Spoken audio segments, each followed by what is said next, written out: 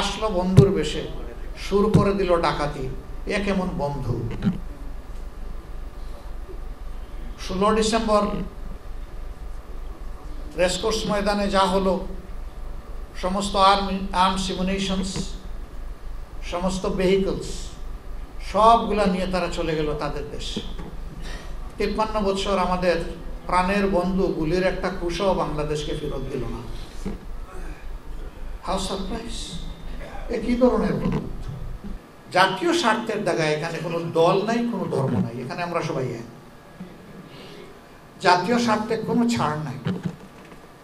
তারা দেশ শোষণ করতে গিয়ে জাতিকে বিভক্ত করেছেন বিভিন্নভাবে, স্বাধীনতার পক্ষে, স্বাধীনতার বিপক্ষে, মাইনরিটি মেজরিটি এই বলে গোটা জাতিকে ভাগ ভাগ করে ক্লেশ লাগিয়ে রেখেছে, ফ্রিকশন, অনবরত যুদ্ধ, হিংসার ছড়াছড়ি চতুর্দিকে।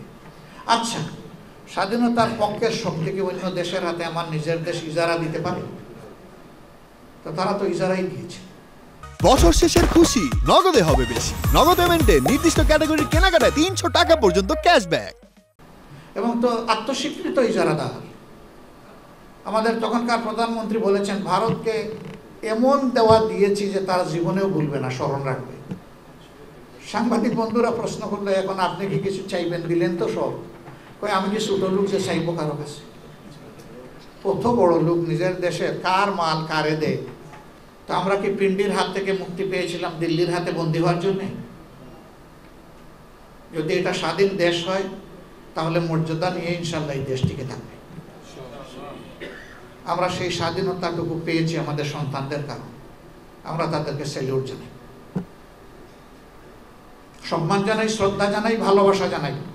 তারা আমাদের জাতীয় বীর।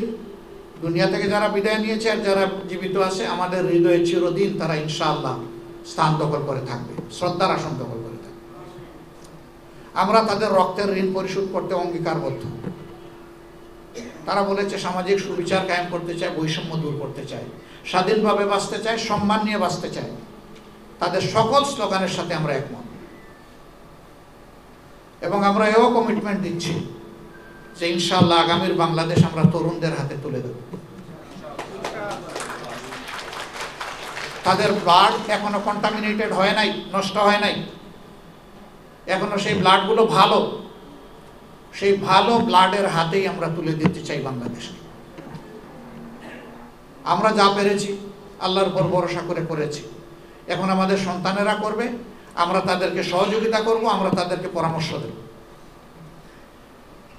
এইভাবে বয়স্ক এবং তরুণদের কম্বিনেশনে যে দেশ গড়ে উঠবে ইনশাআল্লাহ, সেই দেশ বিশ্বের বুকে মাথা উঁচু করে দাঁড়াবে ইনশাআল্লাহ। আমাদের সন্তানেরা লেখাপড়া করবে, মানুষ হবে, একাডেমিক এবং মোরাল এক্সিলেন্স তারা অ্যাচিভ করবে, নৈতিক শিক্ষায় উৎকর্ষ সাধন করবে, বৈষয়িক শিক্ষায় উৎকর্ষ সাধন করবে, যার ফলে শিক্ষার পাঠ চুকানোর সাথে সাথে কাজ তাদের হাতে চলে আসবে।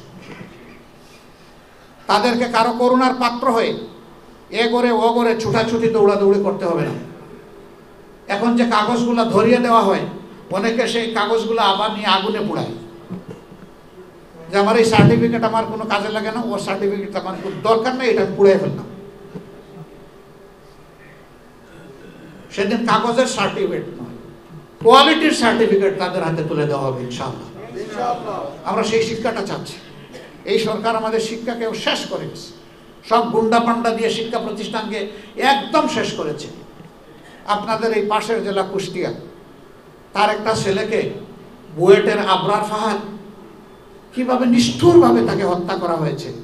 সারা দুনিয়া তার জন্য কেঁদেছে, কিন্তু ওদের মন কাঁদে না। এরকম কত মায়ের বুক এদের হাতে খালি হয়েছে।